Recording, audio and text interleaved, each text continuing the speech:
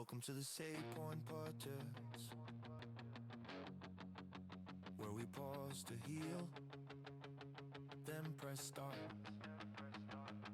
Late nights, heavy minds, but we still log on, checking you good till the weight feels gone. Be a care, self-care, line up, breathe slow. Family in the next room, love in the glow. Count to three, reset the heart, we're fine. Co-op souls control the sinking time. Brotherhood isn't blood alone, it's who picks up when your health runs low. Save Point, top of the life bar tonight. Real talk, real care, bring the dark to light. From Q to Quest, we don't grind alone.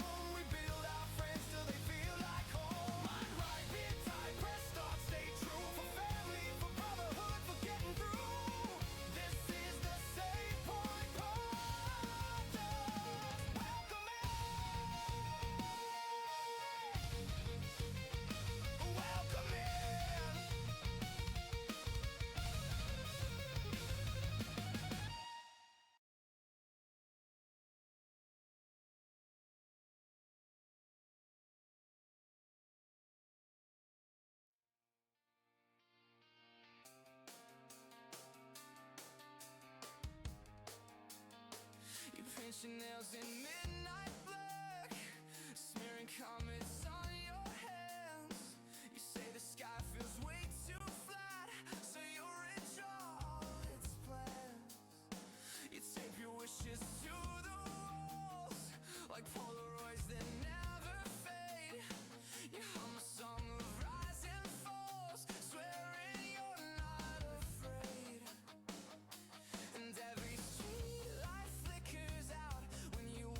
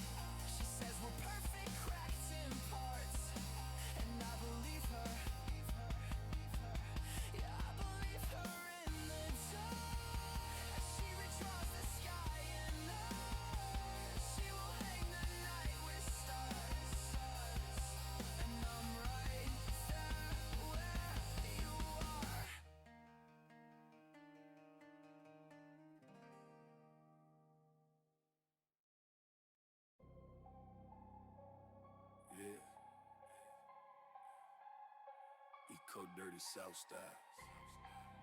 Turn that shit up. From the halls of Valhalla, it's DJ Viking, Nordic God Records.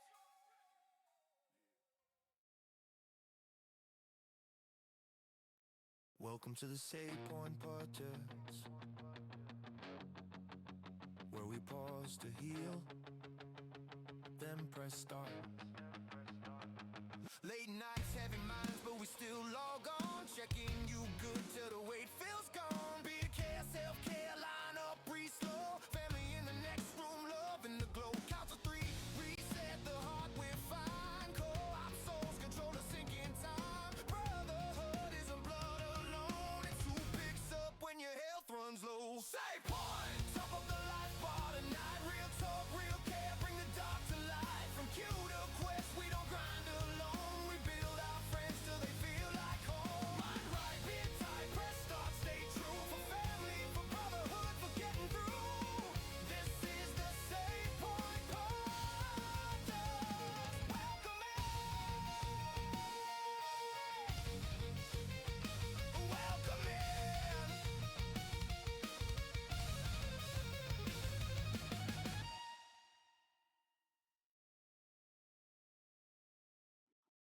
Hello. How is everyone doing today? Hope you guys are doing well. Hope you guys are enjoying your week and you guys have had a really blessed start of the year. We are coming at you, the first ever podcast of the Save Point podcast.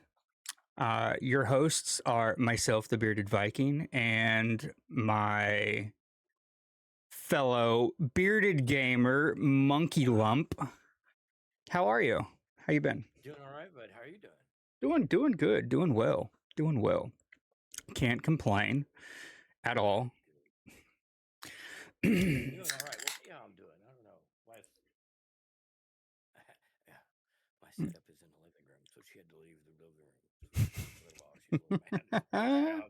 I'll see how we're doing by the end of this. Well, you know, the wife is working, so I kind of have that. But she'll be home later on this evening, so it's all good. So, what's been going on with you? How have you been? Been all right. Been doing good. You know, as good can be. You know, we hanging in there every day. The wife is easing into her new role. It's been our biggest change lately. You know, the wife changing gears and everything at work, and she went having to work the floor to not having to work the floor. So the physical toll seems to be a lot better on her. It's she's having to work a lot of muscles that she just got done working in college. So Right. She's doing all right, really. I think she's got this shit, but I think so. I think so. Worries. I think that she has it. I just think that, you know, that just shows that she wants to do a good job at it. It shows that she has passion for it. Right. Not all the time, but, you know, she has passion for it. Oh, shoot. And she's also doing all these cookies and whatnot in her off time. I'll have to send you a link, some of the stuff that she's been doing here lately. I think you might find them really interesting. I'm sure. Try to understand different people's jobs and kind of everything that entails and what kind of goes through everything. It's kind of interesting to see the drive that some people necessarily have to have in order for them to push through their everyday struggle. Right. Or just their daily life in general. But before we kind of get into it,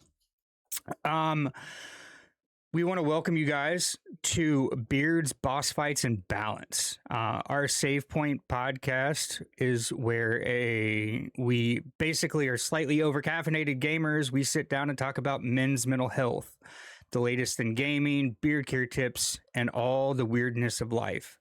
We're not therapists. We are just guys who know the struggle. We love a good game. We believe a strong beard makes for a strong man, or at least hides the double chin. So, grab your controller, grab your beard oil, and let's talk. So, episode one. Episode one.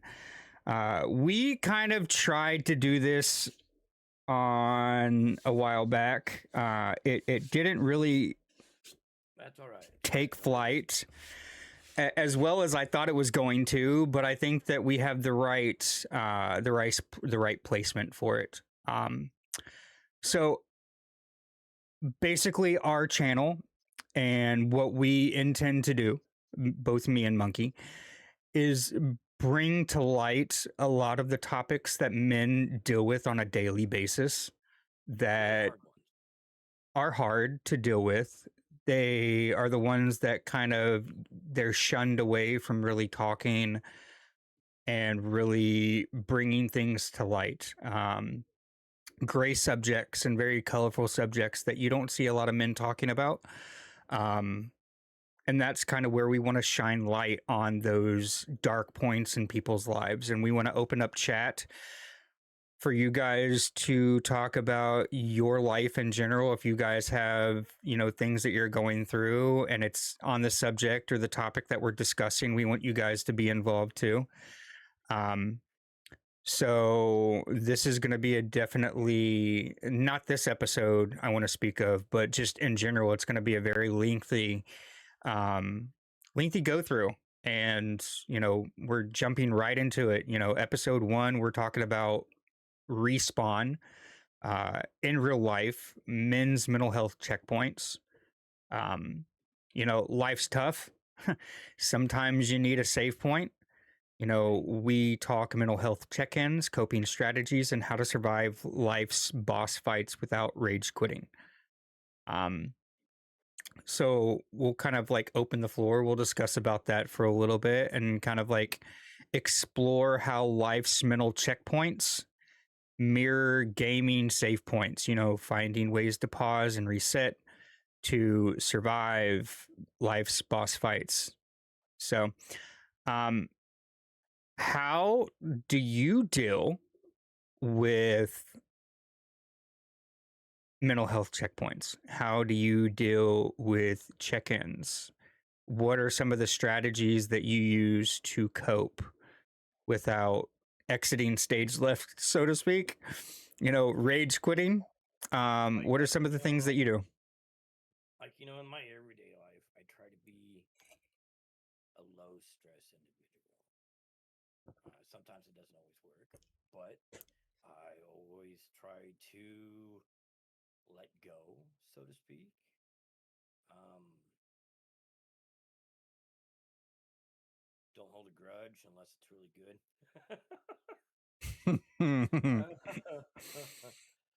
Just because somebody cut me off doesn't mean that I'm gonna look for them tomorrow.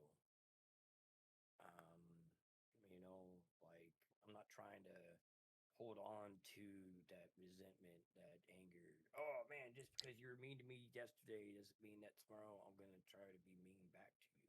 Right. Now, we got, unless things really start forcing the hand, so to speak. But that still doesn't even really explain any of it. Like I just try not to hold any of it, hold on to any of it. I mean, I think holding on to grudges, I think that it does more damage than anything to one's mental health.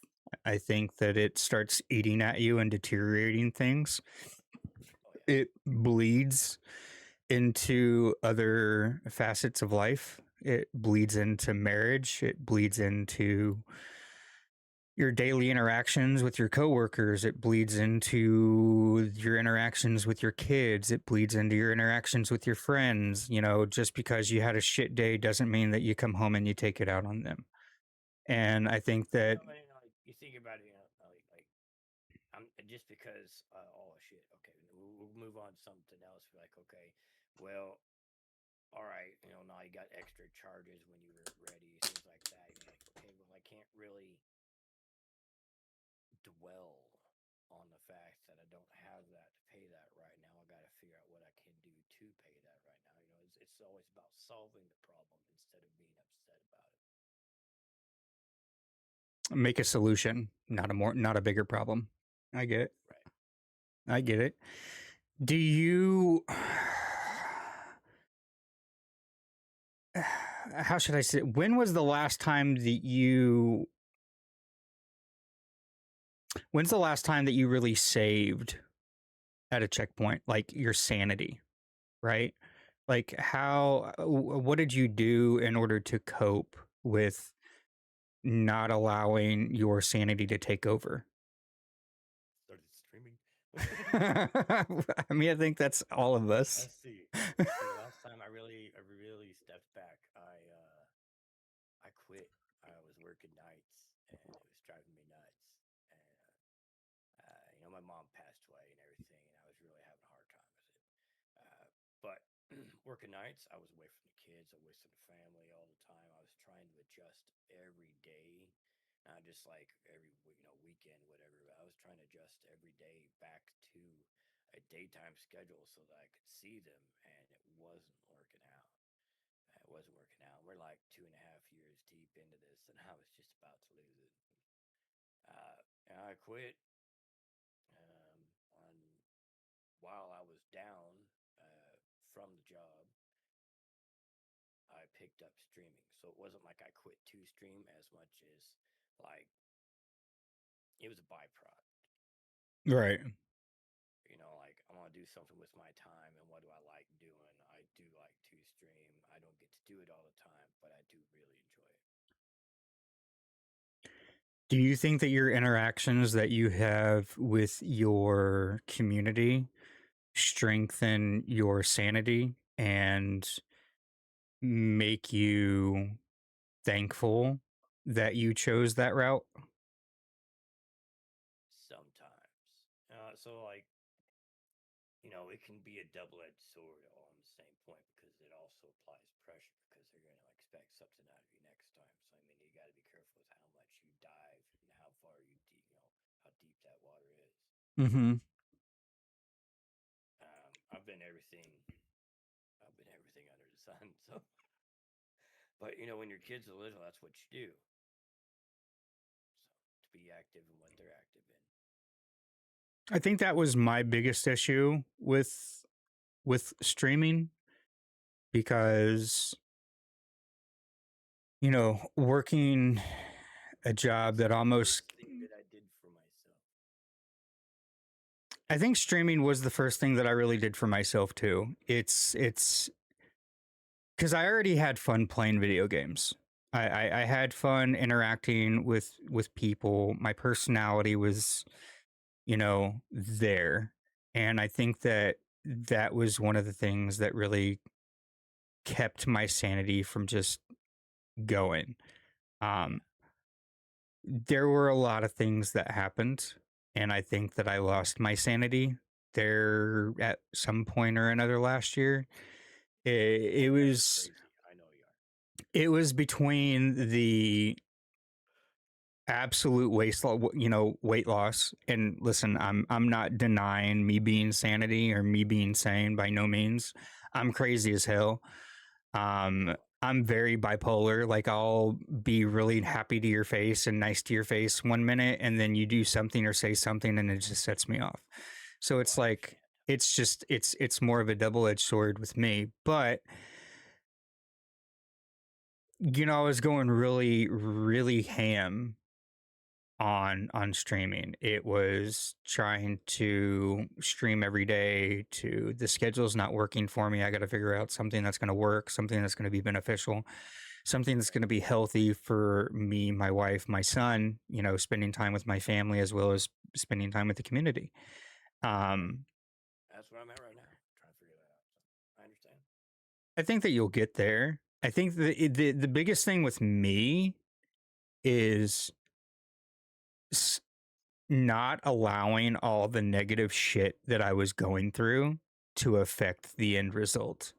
Because when you look at my health, pushing 320, 330 pounds, the heaviest that I had ever been, running the risk of heart attack and stroke and just health issues, being diabetic, severe diabetic, to just being in the worst shape that I've ever been in, to being told like, dude, like it was like, dude, you need to get yourself in check or you're going to die. Your choice. Do you want to watch your son graduate from the seats, or do you want to watch him graduate from the sky? And I'm like, I want to be there when he walks, and either way, I'm going to be there. It's just, I want to be able to experience it with him. Like, I put so much time and effort into him. And even with streaming, it goes into if you want something, you're going to work hard enough for it, I got a question for you, though. Like, Yeah. how many of those moments have you had in your life at this point in time in your life? Like you're going to die. Like that moment. Oh, This is it. Obviously last year. I want to say the year before, when I fell. They thought that I had the stroke. When I was working for GameStop, because I was working 2 locations, 40 plus hours a week. And I got home like right before my wife's birthday. I want to say like 2 years ago, 3 years ago, maybe. And it was before we were going to go. She had taken like the weekend off. So I was like, oh, I'm going to take it with you. And I think that it was like her going on vacation for like a week to Orlando. But I fail. Like, I was putting something on the shelf and I don't remember what I was doing. And I blacked out. The TV came off of the wall. Everything that was on the bookshelf underneath the TV like ended up flipping on top of me and it fell. My PlayStation 5 fell on top of me and cracked me like right on my eye. I had a broken rib. I had a fractured right orbital eye socket. My blood pressure was through the roof. I was unconscious for like a good minute, 2 minutes. My son ended up walking in. I had an entire like pool of blood right up underneath me. Like, it was starting to dry. That's how long that I was out. And like, I had a concussion. It was bad. But like, how many of those like change points in my life have I ever faced? Like, I would say maybe a handful. There weren't really any of them that I was going through when I was at a younger phase. Like, obviously I did some dumb shit when I was growing up, don't we all? There are things that I shouldn't have recovered from. There are things that I already should have been basically in the ground for, and I thank God every day. But I call it learning. I had to go through the negative shit. I had to go through the negative shit to learn. It's like, dude, don't do that again. You got to be smarter about your life.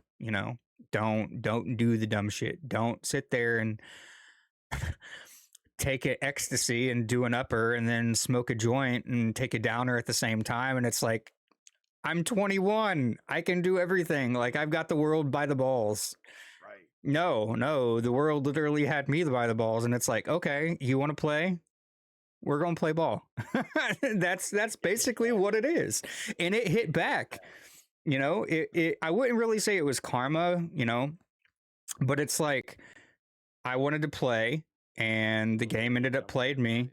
I learned a very, big price, and I came back and was like, hey, dude, you gotta tone this shit down. Like, you gotta water it down a little bit. You can't go ape shit crazy all the time. So,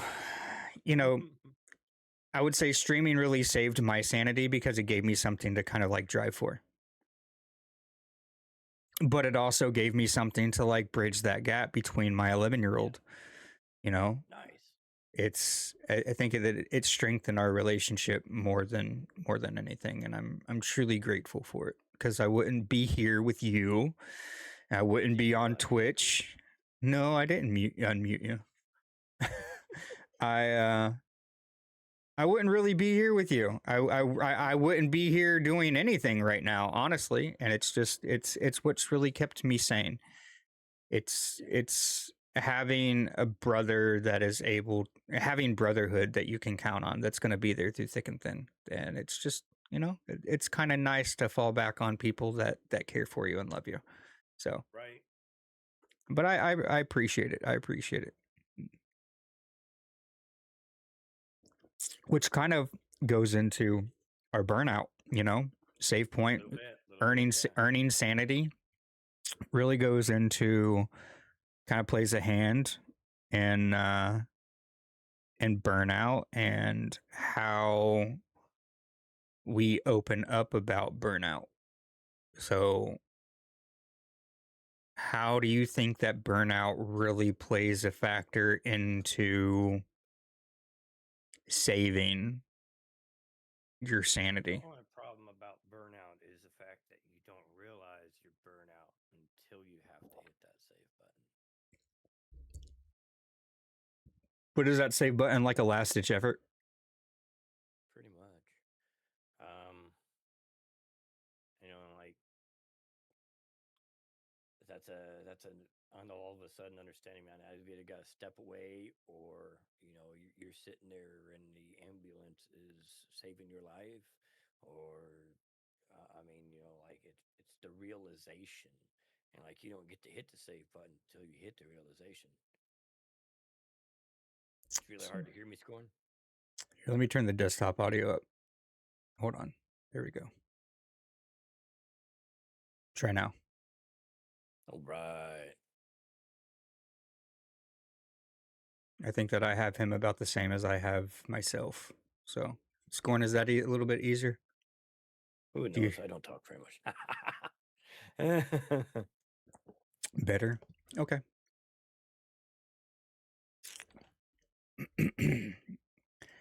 He's all jacked up in Mountain Dew. Oh, Pepsi. Pepsi. Well, I'm Coke Zero over here. Let's see. When I was 15, I was really, I would like to say the word determined, but I was probably more pig-headed. And I got into a tussle with a buddy of mine, and not necessarily like fist fight or anything, but like best friends. And you're like, "All right, I'm mad at you. I'm leaving."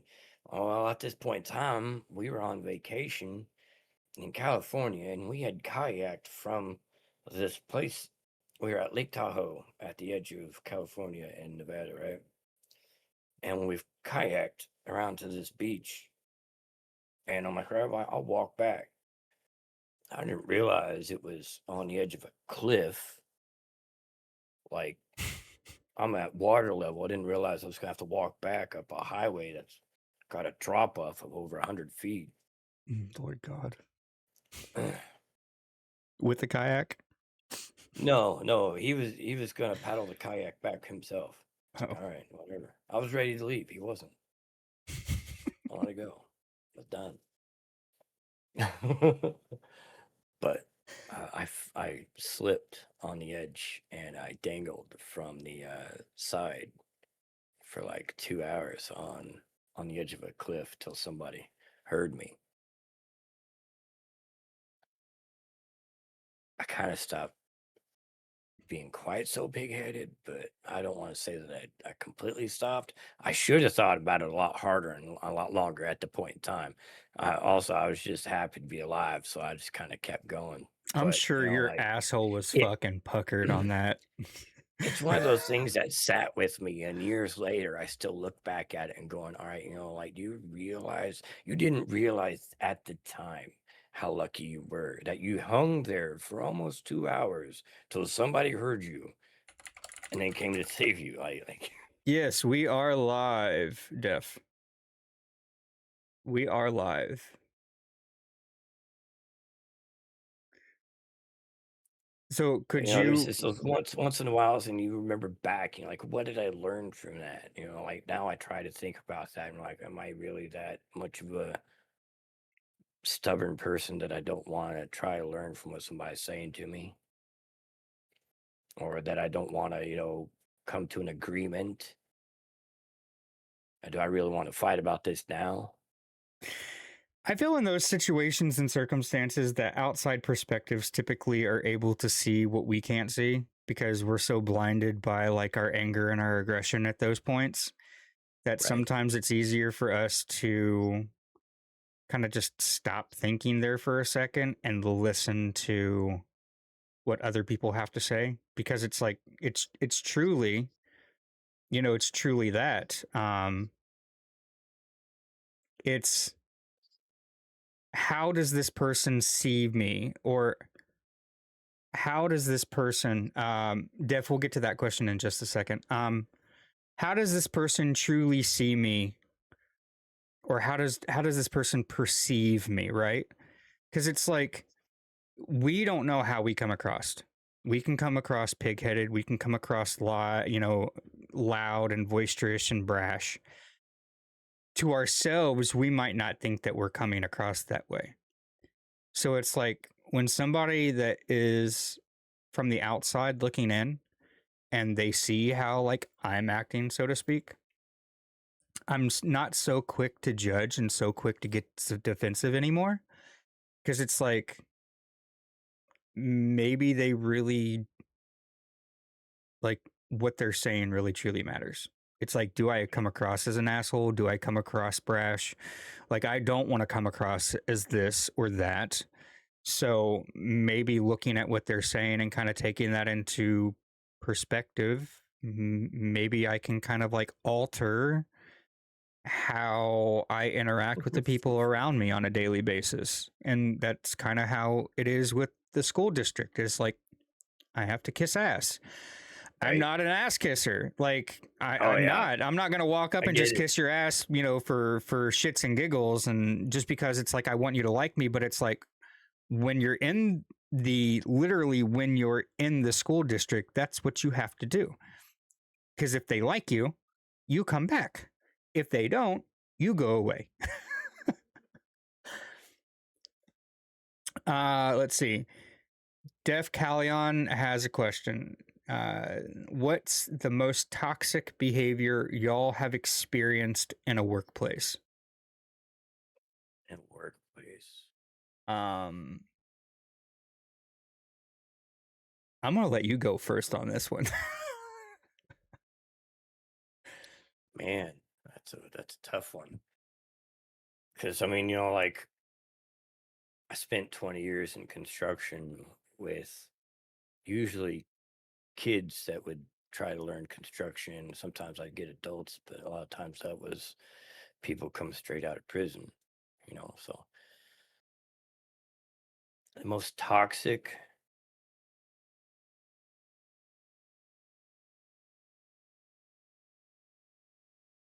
is the one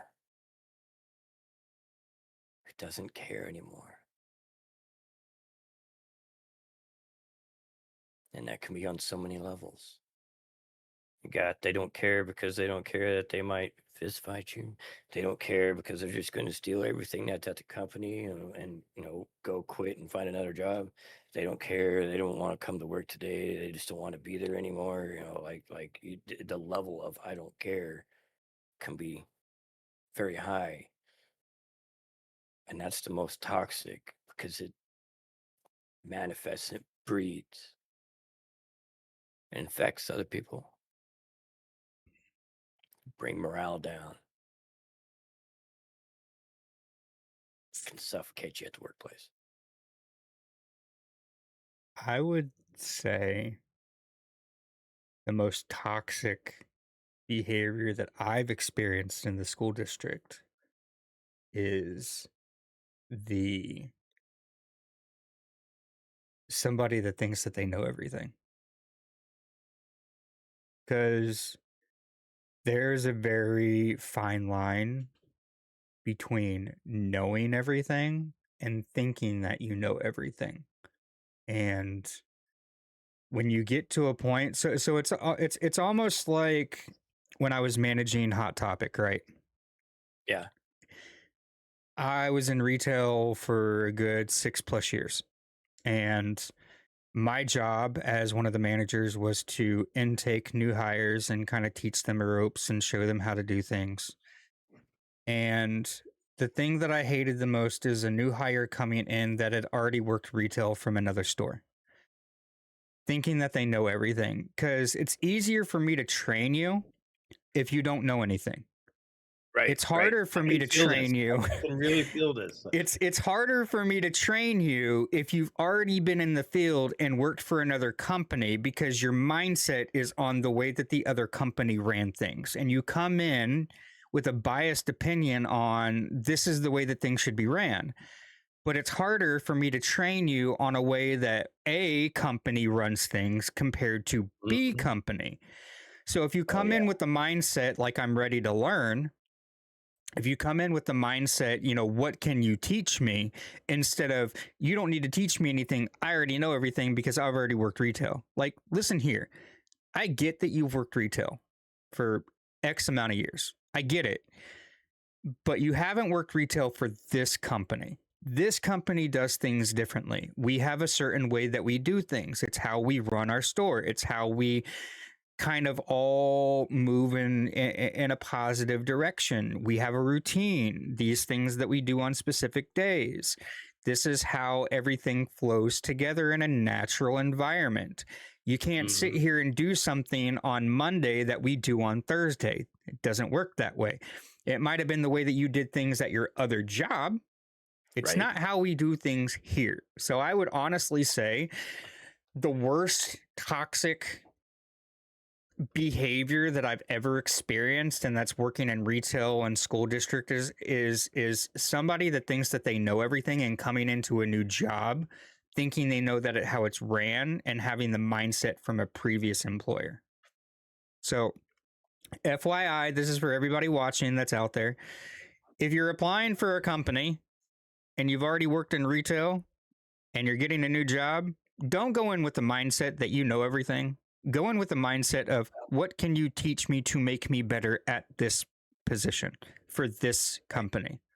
That will get you further in life. It's retail, it's call center experience, it's customer service. I don't care where you're working. It works that way across the board. That's a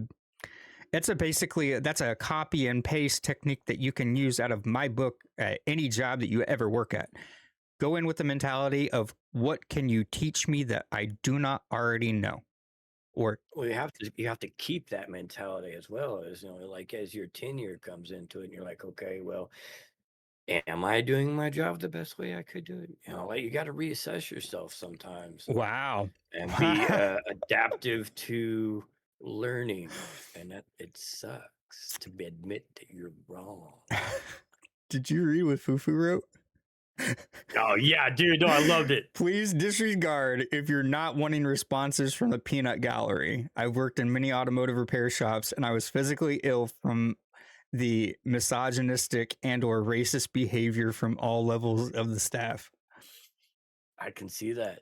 I can see that. I don't know if I've seen like I know I can't say I've seen the races. Yeah, it's rampant. I would say also racism is definitely a very there's a sexism as well. toxic behavior, especially in the workforce these days. Right. And I think that it comes a lot from like Gen Z, not throwing anybody under the bus, but just the Gen Z mentality is just very like,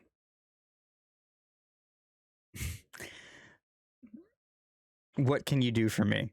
It's very like, I'm here for you. You're not here for me. Type of mentality. It's like, I'm showing up. That's enough. Like, no, thank you. No, you got to bring something else to this.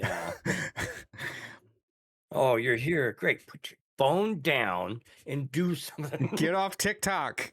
Get off Instagram. Nobody cares about how you look for work today. Come on.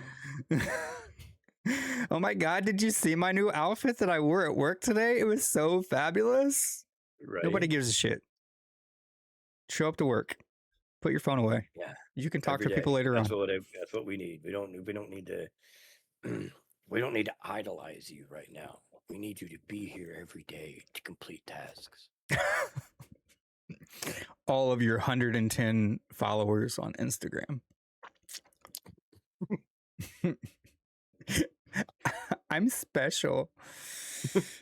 Yeah, Oh, that you are. You're special. Man, I am like I never wanted my kids to be bad, but we never had that worry when the kids were growing up that they were going to act like that so much as like we always worried that they were going to be the fit throwers or the ones that would get unruly in the stores and things like that. We'd always worry about that, but they never did that. Like they always acted right and I think it's felt because pretty they good came about from a good household. Like the way that you upbrung them, like you and your wife, it. I and got taught lucky. them right and wrong. Hold on one second. What, I Aiden? got lucky to be there. She would have raised them right whether I was there or not. She did good. Emergency real quick. Hold on one second. Oh, all right, brother.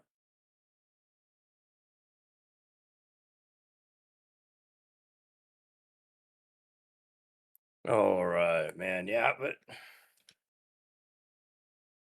emergencies, they happen. It's how you deal with them, right?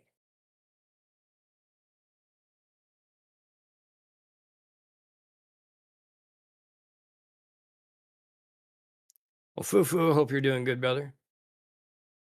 Toxic behaviors, man, they can come from all sources.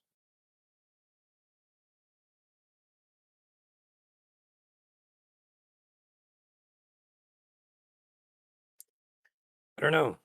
I always go to work with the mindset of I'm going to try to do my best. Every once in a while, the boss will hit me with hey, we got a new procedure or something, and I'll go through it and I'll just absolutely hate it. But I have to turn around and reassess and remember that it's not mine.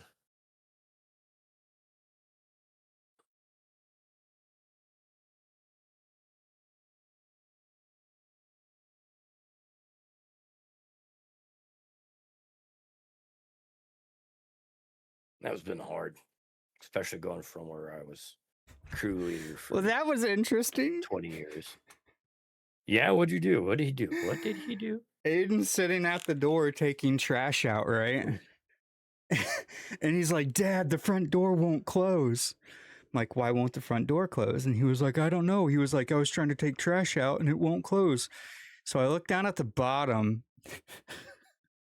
and the weather seal, the bottom like piece of wood that's on the very bottom of the door that holds like the literally came off from the bottom of the door. So there's like this big of a gap on the very bottom of the door to where like air can get in and out. And it just like broke the fuck off. And I'm like, great. Nice. Great. Exactly what we needed right now. Exactly what we needed. Perfect. Perfect. So it's literally dangling on there by a nail, by a screw. So I just kicked the rest of the damn thing off and closed the door. That's funny. Story of my life. Problem solving. Own a house, they said. It'll be fun, they said. Fuck that shit. I don't care who you are. Whoever you are that said that, you can literally choke on a but I bag wouldn't of want to pay dicks. for renting.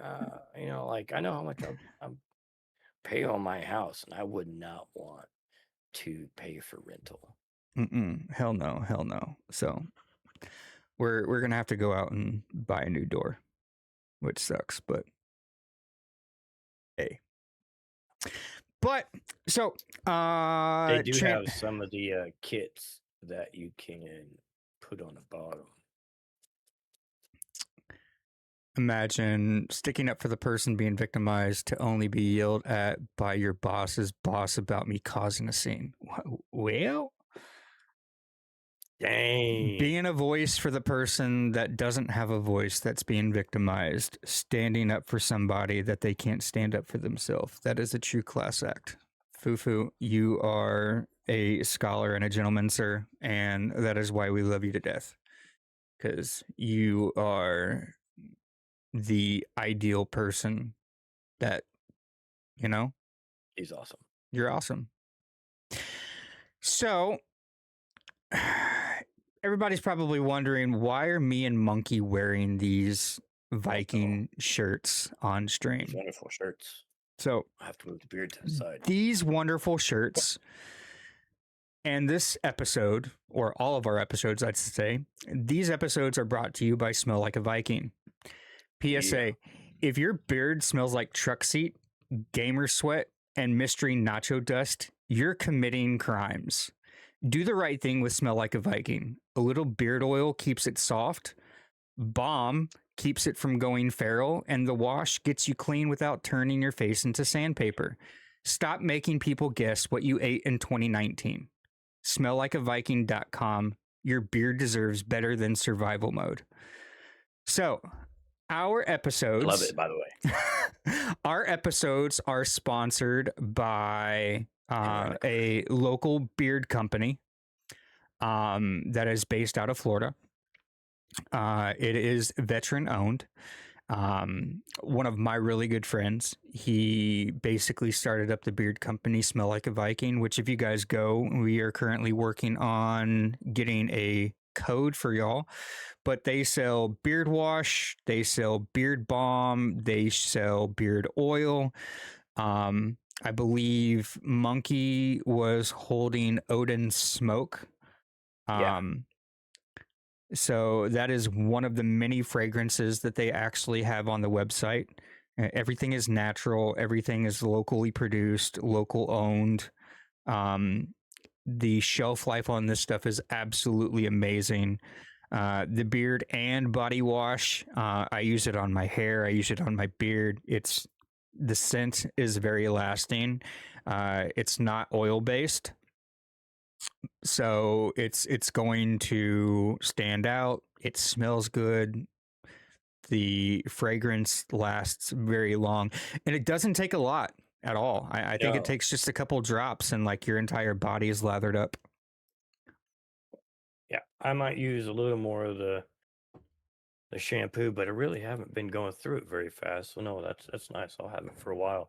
And the oil is the same way. I don't use a whole lot after you've used it in the shower. It transitions well into the oil, and only needing it helps you realize you only need a little bit. Mm-hmm. So you don't have to like absolutely overdo it. Even for, a long beard, it's not about how much you're putting on it. It's more about where you're putting it, and how well you're getting it everywhere. You get it sudsy and soapy, and it definitely does its job. It does well. Well, I used to have a routine where I was doing hair shampoo and conditioner, and now instead of using like a shampoo and conditioner, I'm using the shampoo and body wash, and then the oil is my conditioner. And that's the way it should be. So bro, regarding your story about being a manager and another experienced employee not accepting your patronizing or not wanting to act dumb on things that seemed easy for them just to please you, I think that's toxic behavior. Sorry. I know a girl who is a senior architect, meaning she's 32, has worked in the biggest architectural offices, has a ton of experience, and she started working in a different one for a better wage, and she has to act dumb in front of a 30-year-old. I don't think that it has to do with being insecure about the job. I think it has to do about when you start working for a company, and I don't care what company it is. It literally could be, you could be flipping burgers at McDonald's for years, and then you start working at like Burger King, it's not about what you know. It's about coming in with the mindset of different companies do things differently. And that's the thing that I was trying to get across is you may be experienced. You may be the most experienced person in the company. You could be the most experienced person at that retail shop or at that location. But if you come in with the mindset that you know everything, it's not that you're acting dumb. It's coming in with the mindset of what do you guys do different here? That way I can make sure not to do what I've done at previous locations. If you come in with that mindset and that attitude, you'll have me eating out of the palm of your hand. I'll do whatever I have to do in order to make sure that you have what you need and know what you need in order to make this job a well paid and well deserved. But if you come in thinking that you know every damn thing about the company and that you have nothing to learn from me, then okay, cool. I'm gonna throw you to the fucking wolves. And that's not me being an asshole. That's me with the mindset of if you're not going to treat the time that I'm here to train you like it's worth something, then I'm going to give you the bare minimum training that you need because you think that you already know everything about the company. And that's the we gotta be mindset. careful, like we're getting into situational, things too. Like just because we have one approach towards something doesn't mean it fits every situation, and especially if you have a unworkable person above you, it becomes really hard to navigate that situation. That's what you're trying to do at that point in time. You're trying to navigate that situation, and then you got to reassess. Is this job really worth what? Like if you're going through really personal bad things, is this job worth that? If it's not, move on. If the job is worth it, try to figure out a way around it. Try to work with it. Try to remember, hey, this isn't my company, but I would like to still be a part of it. Except this one person makes my life suck. Now, we got to, that's where we got to remember that we're not the boss. We got to figure out a way around it. If they're doing things wrong, then we got to make sure that we're reporting that to the person above. Like you can't just delete that person. Yeah. Now, got to manage this. I will say this though, in regards to the hot topic thing, right? I'm going to train you what you need to know. If you have ways of doing things quicker, and this is where previous experience comes from working at other retail jobs. If you know how to do the job across the board, great. I'm going to teach you how we do things. If you have ways of getting things done in a quicker time span so that you can get things done or you can get more things done in your allotted time, as long as you do things by the book and do things on how we expect you to do them, I don't care that you get the job done in 20 minutes that was supposed to take you an hour. But you're going to be safe while doing it. And you're going to follow protocol on how you're doing it. But as far as like, if you find ways between A and Z to make it quicker, but still get the same result, then I'm going to come to you and be like, okay, cool. So this is how you do it. Make it make sense to me on how we all should do it that way. Because yeah, you might have things that that work better at your location that we can end up making better at ours. And that's kind of how like one hand holds the other. You wash me, you wash my back, I wash yours. It's like we can teach each other different ways of doing things. But at the end of the day, everything has a protocol. You might know more than me. Cool, right? Great. Show me what you know. If we can implement it into this workplace and make things run smoother than they already are, great, cool. Let's go for it. But that, just being, egotistical and acting like you know everything and not really knowing everything, that it's kind of one of those things that it's like red flags. Then I start sitting here thinking, it's like, are you really a good fit for this company? Are you a really good fit for this location? Are you a good fit for this job? Would I teach that new employee if they showed ambitious tendencies like wanting to become a manager? I will never hold back somebody's ambitions. Period. If you have ambitious tendencies and you want to become a better person and you want to move up the ladder, I don't have an ego. I want you to succeed, because where I might fall short, you might be the one that sits there and outshines me. You might get your own store. So, yeah, I'm going to teach a new employee if they show ambitious tendencies, if they want to become a manager, if they want to become somebody in a higher role or a higher position, even for that location or another position. Yes, I'm going to teach them. But if they show that they are wanting it and they emphasize that they're ambitious and they want bigger and better things, yes.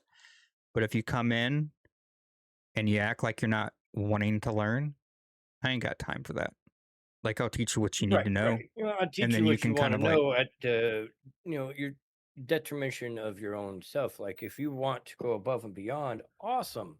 Um, Not necessarily going to give all my opportunities to the new hire as much as we would share them. And if they did better, then cool. I mean, that's just how that goes. If you didn't do good enough, you got to own up to that. mm-hmm. Try to figure out what you did wrong so you can try to do better and not be in the mindset of I was already better. Taking accountability. Yeah. People don't want to take accountability. A lot of people don't. A lot of people don't. And I think that that's a downfall of a lot of people because they don't want to be better. They don't want to learn. They don't want to take accountability. If they do something wrong, they want to throw other people under the bus. They don't want to own up to shit. And that's kind of that's one of my like pet peeves is like, dude, if you fucked up, just own it, learn from it, Right. do better. Don't continue to get in that same routine where you fuck up, you do better, you fuck up, you do better. Like, just learn from it, move on. You know, I'm not here to babysit you, but I'm here to teach you what you need to know, and you're gonna learn what I need to teach you, and how you decide to take that and move forward. That's on you. But you know, all right. So we talked about sanity. We talked about opening up about burnout. Well, at least you did. Quick tips on resetting your mental health. So identifying signs of burnout. So, Quick tips. what is a quick tip that you have for viewers on resetting your mental health?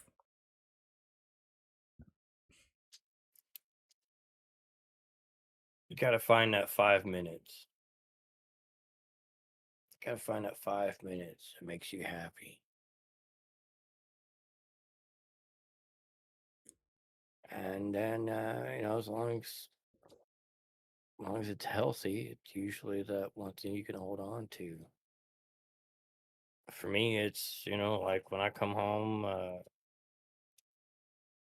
I got a couple of them, I guess, throughout the day. Things you're looking forward to.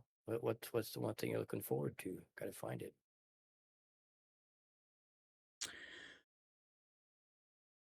I would say listen and not talk.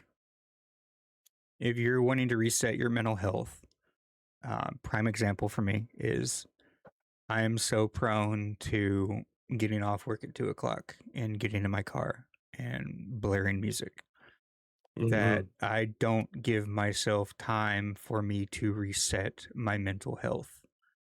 So there are days, it's not every day, but there are days where instead of hooking my phone up and blaring music, I just drive home and it's quiet. I'll roll Right. my windows down. I'll sit there in my deep thought as I'm driving on the interstate. And I just think to myself, it's like, okay, we made it through today. What went wrong? How can we change things to where they're better tomorrow? Um, so sometimes I would say just stop talking and listen. You know, your body will tell you when it needs to reset. Your body will tell you when you need a recharge. So giving yourself an ample enough time to reset. You know, I get home, I get changed. I sit in front of my PC. I contemplate what I'm doing. Do I want to stream? Do I want to play a video game? Do I want to watch a TV show? Do I want to throw a movie on? Do I want to read a book? Do I want to color? Do I want to paint a 3D figure? Do I want to design a new 3D figure? There's all these things that you can literally do that resets your mental health. So find what makes you happy. Hone in. No, that's you, Bobby. That is completely you. Do I want to rub one I did out? that before I left work. No, I'm joking. It's just finding your happy median, man. It's finding something that makes you happy and giving yourself ample enough time in order for you to make sure that you get that time for yourself. It's harder for people that have families because literally the only sane time that you have is when you're leaving work and on your way home. Because the second that you walk through the door, your dad hat is on, your husband hat is on, your house hat is on, your homeowner hat is on, all the hats, all the fucking hats. It's, I have homework. Cool. Okay. I'm hungry. Cool. Okay. So let me get food started.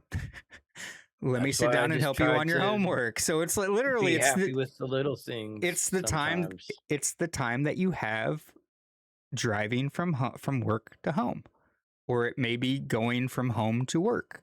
Sometimes people have two times that they reset their mental health during a day. But it's also giving yourself enough time on the weekend for you to do something that you're going to enjoy.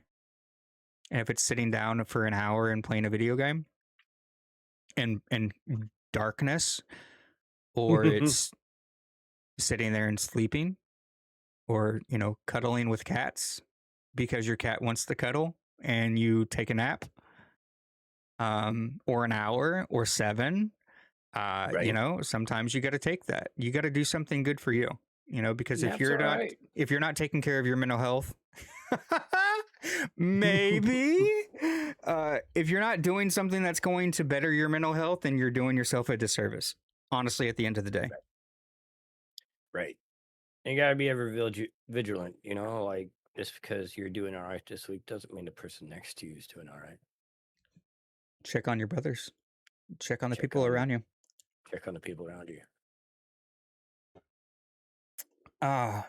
So resetting mental health. Okay. Let's see. Oh, here's a good one. Why men struggle to admit when they're not okay. Ooh. So we did tell you guys that we are getting into things that are very gray. It's not a white and black. There's a gray area. Why do you feel that it's hard for a man to admit when they're not okay? Is it their upbringing? Is it their environment? Is it the situation that they're in? Is it their friends? What is it about a man, do you feel, that it's hard for a man to admit when they're not okay? Bobby says because when we try to admit it, we are told to suck it up. Right. Our upbringing. Yep. Society. Yeah. How many things do we want to put into that category?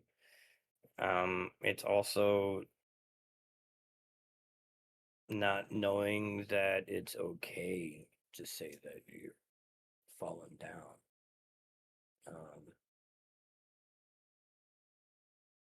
I know I'm severely bad about it, especially when I was in the construction world. Take falls, like I take single story falls, bounce back up. Like, no, I'm all right. I'm all right. Like, you okay? Like, I'm all right. Don't touch me. I'm okay.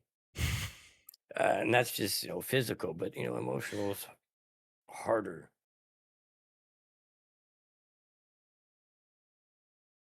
to admit, especially.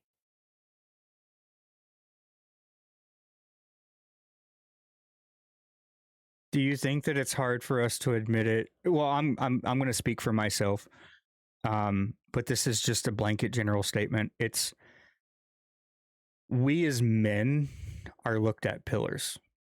We as men are looked at as the ones that are supposed to keep everything together. We are looked at as the providers. We are looked at as security. We are looked at as the people that our kids and our wives and family come to when there's issues that are going on. So we have to be man enough and we have to be strong and we can't be weak, because admitting that we're wrong is us admitting that we as men are weak. And I think that society has deemed that as a biased opinion. You know? Hey, I screwed up when I met the wife. I told her I had godlike powers, and that has been the oops, oops. Avogondo says the rock corrodes if not protected and supported. Right, right. Like just as like the real rock is just as supported by everything around it and knows when to talk to someone. You know, like having a confidant. My wife's my confidant. Your wife should be your confidant. It should be all of our wives that are our confidants. So let's use that as a bridge. So how I mean, like it's one thing to have a brother to talk to. It's another to have that person who's gonna wake up the next day and be like, "Hey man, I made you a sandwich. Like you need to eat today." do you feel it hard? Do you feel it harder to talk to your spouse about how we as men truly feel compared to talking to a brother? Like really, and this is getting more on a deeper emotional level, right? So me, I feel it easier for me to talk to other men about shit that I'm going through in my mental health compared to me opening up and talking to my wife, because I'm gonna it's have to just say this. easier. It's hard. It's hard, man. It's hard because look at it like it's one thing for me to be like, "Hey man, I cried." It's a whole nother for her to be sitting here watching me cry. Yeah. Like that's a whole nother level. So Who tells it's you to harder to suck it open up? up to. Who tells you to suck it up? Everybody. Yeah, Who everybody. doesn't? Like, even this little guy here in my head said, "Suck it up, Buttercup. You'll be all right." Okay, I got no. I'll be fine. Don't because there's also that that thought in your head of, "Oh, I don't want to fail. Oh, I don't want to be hurt. Oh, I don't want to not be able to complete this." Yeah. Of your own expectations. Hamster food says yes because the spouse feels like they are doing wrong and crying, and then you feel bad for feeling bad. Then Twisted says no, one. I mean, the wife does. So it's like there's a lot of people that tell us as men to suck it up, but when you're really truly looking at it, it's more.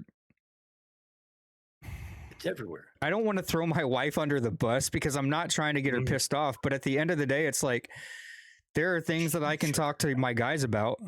There are things that I can talk to my community about. There are things that I can talk to you guys in Discord about more on a one-on-one level because I feel that you guys get me compared to me talking to my wife. And sometimes I wouldn't say it's not like egotistical. I wouldn't say that that's a bad thing. I would just say, like, I've learned throughout the years, it's like if I'm feeling a certain way, I've learned to deal with those things on a specific level than it is to really like bother my wife with it. But if you really have somebody that's there that fights in your corner, if you really have somebody that you can count on, that you can depend on, that is your rock, that is your support, that is your foundation, and you have built that relationship on a solid foundation, then you should not be afraid to go and talk to your spouse about anything. Whether or not you are afraid of her response that she tells you to suck it up, or to get good or whatever. It's a respect thing. And I feel that in certain instances, if you can't talk to your wife about it, that's a disrespect on that level, because you should be able to talk to your wife about anything. Right. You know, I've gotten to the point, I lay it out to my other half. I tell her how I feel, and she tells me how she's feeling. We work it out. There has to be a mutual ground, right? You can't come at it aggressive. You can't come at it attacking her. You can't come at it telling her that she's the issue or that she's the problem, because you can't talk to her about certain things. When you get to the point to where you're comfortable with your significant other, your wife, your spouse, your boyfriend, your girlfriend, whatever the case may be, you need to get to the point to where it's trusting and that you feel comfortable talking it out. Because once both parties feel comfortable and they realize it's like, oh, shit's going on in their life, like I really need to make myself present, it's going to strengthen your relationship. So laying things out on the table and bringing things to light from the darkness, like, it's the whole thing. It's the whole saying, like my grandparents used to say this shit when I was younger. It's like, how are we supposed to help you if you don't tell us you have a problem? You have to open your fucking mouth and you have to tell us what's going on in order for us to give you a solution to the problem. I'm not a fucking mind reader. I don't know that you had a shit day at work. But if you come at me aggressive and you come at me with an attitude and you come at me like, fuck this, I'm going to meet you with the same energy that you meet me with. Right. So it's like, literally check yourself before you walk through the door. Check yourself before you bring something to the table. Check yourself before you bring awareness to what's going on.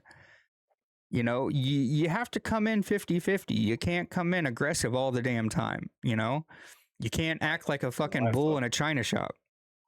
Picking the wife up the other day, I'm like, man, I had a shit day today. You know? As I met her, like, I tell her, let her know, like, I had a shit day, or she'd tell me she had a shit day. I'm like, all right, I won't push that button, okay? Now, you know, what are you doing? Or look at it like another form of like, okay, I'm sorry, man. What can we do to make it better? Do we need to stop and get food on the way home, or are we cooking when we get home? Oh, we don't. I get it. I won't cook when I get home. We're stopping and getting ice cream, damn it. That's right. Chocolate and ice cream. Then you get home and then the kids are like, where the fuck did you guys get ice cream? Your mother and I had a shit day. Leave us the fuck alone. That's why it took us 3 hours to get here, okay? It was either ice cream or it was us clawing each other's throat to death. We just had to go. I like living. Work this out. I like breathing. Said, we have to work this out. And sometimes feel better. You know, like that's the other thing. It's like you're the person that makes your other person feel better. Like that's one of the responsibilities you take on. Having responsibilities are not always easy. Do you agree that aggressive sex is a way for you to cope with mental health? Yes. Like sometimes you just have to sit there and just say, come here. Fucking hammer one out. Get your endorphins running. Get the way that you're feeling about yourself so much better. You got to think about it like on a connection level too. I mean, that's the person you're connecting with. Like, I feel like sex has always been a way for me to deal with it. Yeah, ice cream or divorce, you choose. Good. I'm gonna choose ice cream. I like being married. I like my marital life. You know, ice cream every time. You know, shit. There's tons of ice cream. You know, there's soft serve. There's yogurt. There's frozen I know how to yogurt. make ice cream. We'll be all right. Hell yeah. You got to find something that works. But I feel like if you're having a shit day and your wife's having a shit day, sex is always that that medium ground. It's like, let's fuck, so to speak. let's go at it. And then afterwards, it's like, oh, I feel better. You feel better? Yeah, I feel better. Like my aggression's gone. Because your mind's not thinking about it. It's on other things. It's like, oh, shit, let's go for round 2. That's almost like a save point. Ding, ding, ding. Or a transition. I mean, that's not bad. Hamster says, just like this marriage, I'm getting rocky road. Oh, no, I would never say that. I know where the knives are. They might. Biased opinion, I'm going to stick with vanilla. I'm going to stick with vanilla. I don't want any innuendos. But yeah, just, man, dude, mental health, it's a bitch. And sometimes if you don't have the right people to talk it out with, it will literally eat you alive. And it's just, you have to find the right people. Sometimes people don't see things as a problem, as it's status quo. Hard to see their own behavior as a problem. If it's how they always work on that same level for their entire life, it sometimes takes huge life changes for some to figure out things are a problem if no one is willing to tell them. Right.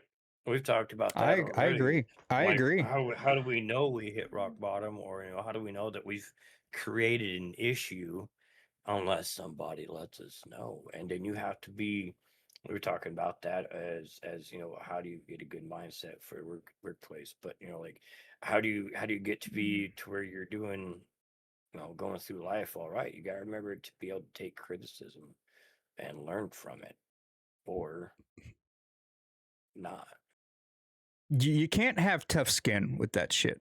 You can't be thick-skinned. You have to be willing to listen to other people's opinions and other people's perspectives on things, because we as men, and this doesn't just go for men, it also goes for females too, because I want to speak for everybody. But it's very like we go through life with blinders on. We live a certain way, we act a certain way, we go through things a certain way, we have a certain perspective that we look at everything in. And sometimes we don't know that we have a problem unless we allow other people on the outside to be like, dude, so I don't know if you notice this or not, but you're doing this the wrong way. And when we allow that and we have our emotions in check and we don't feel like we're being curb checked, right? We don't feel like somebody is intruding on our environment. We allow them to speak their mind, because 90% of the time, perception is key. So how other people perceive us is definitely an issue. And if people perceive us as an asshole and brash on more than one occasion, maybe that's a sign that we need to change how we're acting. We can't just continue going through life as an asshole and brash. Hamster Fruit, I think that it's why I always hang out with both of you and the group. It helps me use humor to deal with my sadness. It's, we find the light. We're like the fucking, we're like fucking Carol Ann and Poltergeist, and it's like, go to the light, Carol Ann, go to the light. That's like what I said. I try to go through every day with some sort of positive attitude. You got to be happy about something. You can't be upset every day, all day. You got to try to find that light. Makes you happy. Yes, we drive on. We find the easy path without doing the hard work. We gloss over it, move on, and hope it changes, if we even want that change. This is why I love doing what I do. It's, they speak. People hear, people read, people see it. We're not here to cast blame. We're not here to post, to poke judgment. We're not here to cast judgment on anything. We're here to shine light on things that we as men typically don't really look at. We don't look at other perspectives. We have a 1 and 2 lane thing. We don't see anything that's happening on either side. And that's where like the perspective of the other people come into play, is like, if shit is going on and we don't see it, we rely on our spouse, and typically it's our spouse. I don't know. I can't speak for Monkey, but I can definitely speak for me. It's my spouse. My spouse will be like, dude, you're fucking up.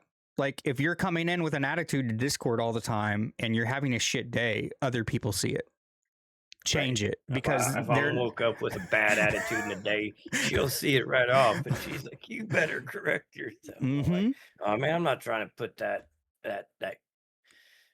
I feel like there's a vibe to everything, you know. Like I'm not trying to push that vibe out on her, and No. then her have a bad day. You know, like and you know, like that self awareness is tough I don't want to sometimes. You change know, the I don't want to and change the vibe acceptance to in understand. I don't want to change the vibe in the room. I don't because my bad attitude that I have, I don't want it to bleed into other people. I don't want to change the vibe in the room, but I do want to uphold or create my own vibe, dude. I will create a vibe in a room. just let's call it for what it is. It's your aura. It is, man. Like I Monkey shine. walks I don't into know the what to tell fucking you. room, light shines from the ceiling, spotlights directly And on there might be him. a dance move He's got involved, a fucking doves that are spotlight. fucking released from cages behind him, like It came out of the beard. I don't know what you're talking fucking glitter cannons about. behind that just absolutely go off.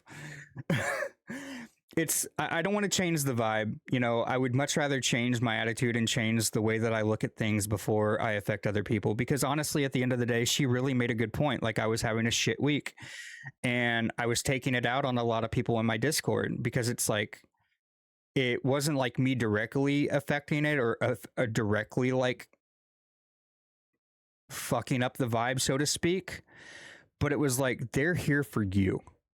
If you're going to treat them like shit, and you're going to talk down to them, they're not going to stay around for very long. Right. And that is the opposite of what I am trying to uphold. Right, You but know, that comes down to being able to accept something. If you're not ready to accept it, then you're not ready for the transformation. I agree. I Avogando know when I was says, younger, I was not ready for the transformation. Just like Avogando when you know he just dredged on. You know, I did the same thing. I dredged on for years, very stubborn, so, till I of found a time to course, be accepted. I'm speaking from my own experiences. I droned on wanting change, couldn't figure out how to change, and just grinded. I never seen a problem with my attitude, how I acted, how I was to everyone. I found out after my divorce that my issues were the cause for it. I did a ton of self reflection through journaling and changed my mindset from where I was to a growth one. And I am 100% a hugely different person than where I was. You know, it's so I got to commend you on that because you saw the problem, you realized where the problem originated from, and you wanted to change, and you're a better person Right. because of it. A lot of people in that situation, right? And I'm speaking in general. This is another blanket statement. A lot of people that would have been there would have wallowed in self-pity. You know, oh, my wife left me. Oh, I'm a horrible person. They would have walked around with this huge fucking rain cloud above their head that bled into every other thing that they did, their friendships, their relationships with other people. They wouldn't change for the world. You saw that there was an issue, you realized it, you wanted to change, you took the steps in order to change. So I got to commend you on that one. Because you're the real one. You're how people should be, you know, seeing that there's a problem and wanting to change that problem, because not a lot of people will do that at all. You know, that was me 13, 14 years ago. I Right. never saw that there was an issue with myself until people started bringing it up, and it's like, wow, okay, cool, well, fuck you. You know. Yeah, yeah, yeah. There's always that initial mindset of, oh man, oh, I hate you guys. And then the acceptance will come through, and it doesn't happen overnight. It never It does. still, so even now, it doesn't change. Still doesn't happen overnight. Figuring out that there's something going on, positive or negative, is the first step. You got to want a different narrative for your life. You got to want to change, because if you're not going to want to change, then you're not going to change for anybody. And there has to be a reason that you want to change. You know, if it's just because like I want to be a better person, it's like, okay, cool. Do self-reflection, figure out what needs to change, Yeah. put in the steps, work on your way, do what you need to do. The wife started putting out her, what do you want to call it? Good karma, positive vibes. We started manifesting. Yeah, we're trying to manifest good. And that's when, shortly after is when she got her job change finally that we've been working on for months. So sometimes it's that mindset, even though you feel like you're doing the best, oh man, maybe I could do something different and better. Gotta try. Don't feel sorry for flooding chat with your issues. That's what we are here for. That's what this podcast is for. Our podcast Heck yeah, brother. is for you guys. You know, if there's something that we're talking about and it strikes a chord, feel free to put your thoughts and your feelings and your emotions into chat. That's why we're here. This is the podcast for men talking about men things. We want you guys to feel just as comfortable watching us and talking to us that we feel as comfortable being in front of a camera talking to you. Because sometimes, like I'll tell you, I'm a little stressed out right now.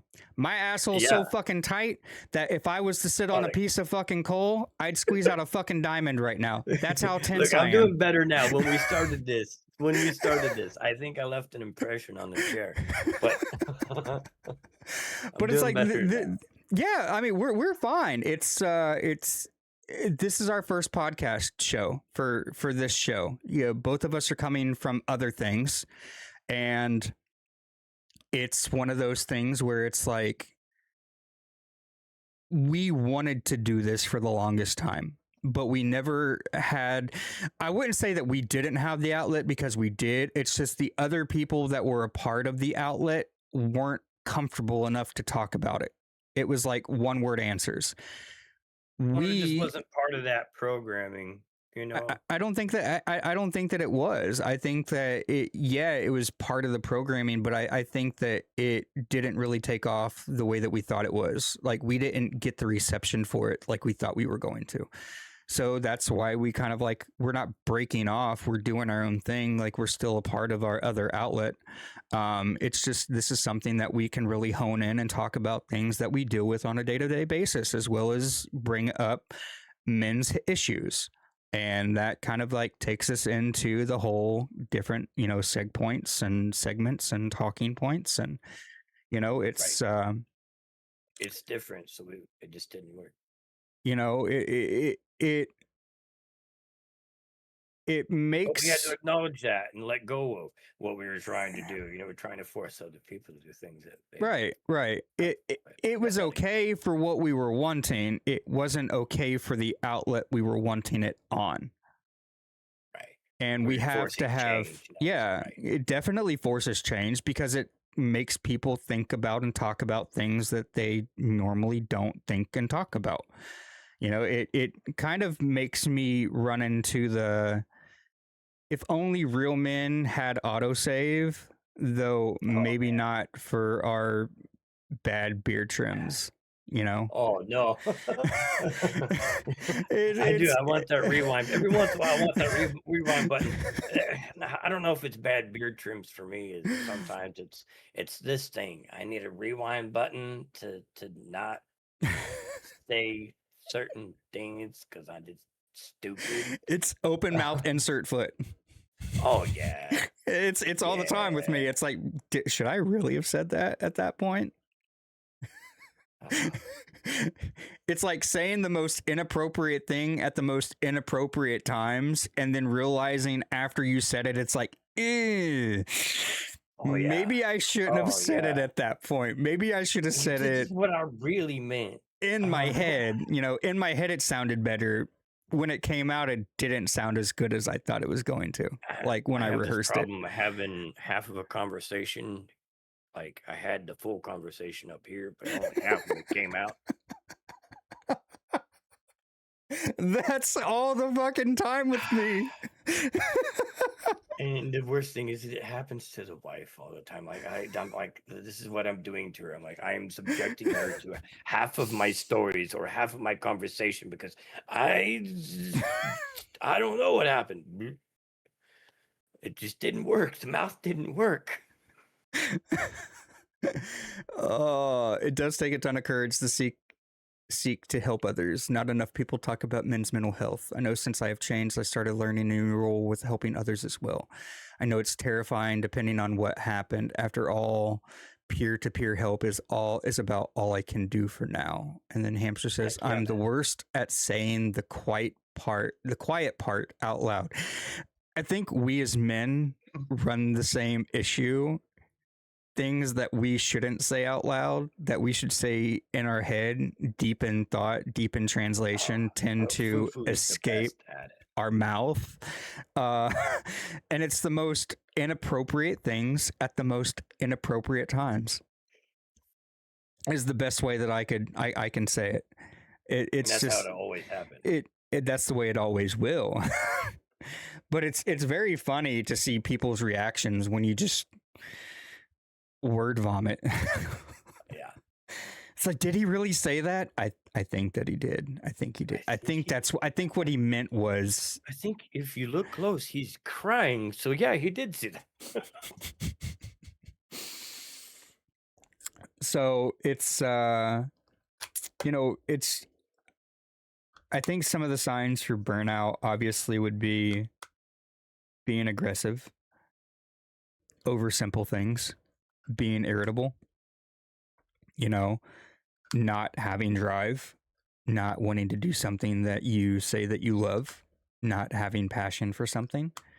It's, burnout can happen for anything. It can happen for playing a video game. It can happen for just being social. It can happen for watching a TV show that you watch all the time. It's just burnout. It's like I'm tired of doing it. Like the way that I typically handle burnout is that I'll turn the lights off, I'll close the blinds, I'll lay down, I'll take a nap, or I'll just shut all of social media off. Like I won't jump in Discord.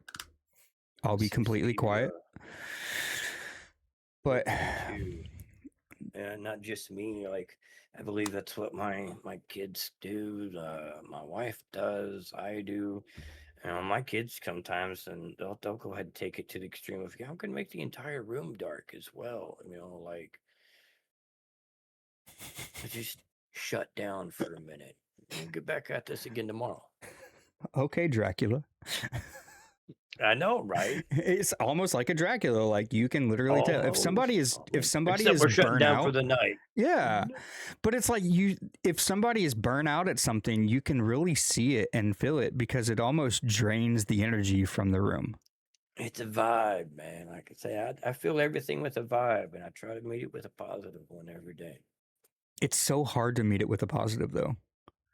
It's like as much as you try and as hard as you try to bring that positive vibe and that positive energy to it, it's almost like looking at burnout. And the best way that I know how is to treat burnout like you treat a succubus. It's just, it drains you of everything: emotion, passion, drive, interactions. Just it's everything. So finding out ways of handling burnout without coming across aggressive or passive aggressive is, one of those things. It's like we as men need to figure out a way that we handle our burnout without coming across as succubus. And sometimes it's just about being quiet and listening, reading the room. Because if you can't read a room and you're having word vomit and you're saying everything, you're saying those quiet things out loud, it's going to be a very interesting scenario, to say the least, and in a group of people, and you're going to get mixed emotions and mixed feelings from everybody. It's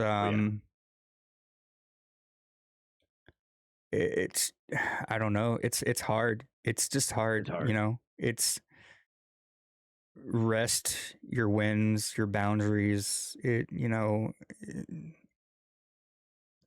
just your safe points. It's just it's everything, and it's everything rolled into one.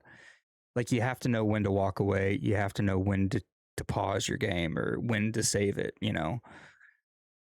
It's I've had enough today. I'm gonna go. I'm gonna go home. I'm gonna sit in the dark. I'm gonna go to bed. I'll wake up tomorrow. I'm gonna try again. I'm gonna go home and eat a pint of Rocky Road ice cream. Oh yes, I am. Uh-huh. I'm gonna eat it in my fucking moo in the dark while I'm watching fucking Uptown Girls on TV. Cause that's my way of handling burnout. We would like to go to the League of Their Own. Throwback. Oh yeah. So what, League of Their Own? That's Rosie O'Donnell, that's Tom Hanks, that's Madonna. Such a good cast. Listening to Dashboard Confessional. Yeah. Yeah. It's definitely. not bad. I like that one. I like it. So yeah, sometimes music can change our vibe, even just between like I've noticed that when I've had a bad day, I tend to let more out. And when the wife has a bad day, she tends to let more out. And being able to accept the flow of information without letting it penetrate, so to speak, is essential. do you gauge the level of bad day that your wife drops on you that basically lets you know whether or not the amount of bad day that you need to let out? Like, obviously you're not going to match, like, I had a shit day. Oh, I had a worse day than you. Do you limit the amount of bad day news that you let out depending on the amount of bad news that your wife lets out? I do that anyway. Just because I'm not trying to flood somebody else with every little problem I might have had throughout the day. Some things you got to chop up to just, oh, shoot, oops, and, move forward with it. Other things do hit harder and more personal, like on a more personal level. And I do usually end up, letting that stuff out. So, Do you feel that certain things that cause you to have a bad day are very minuscule compared to others?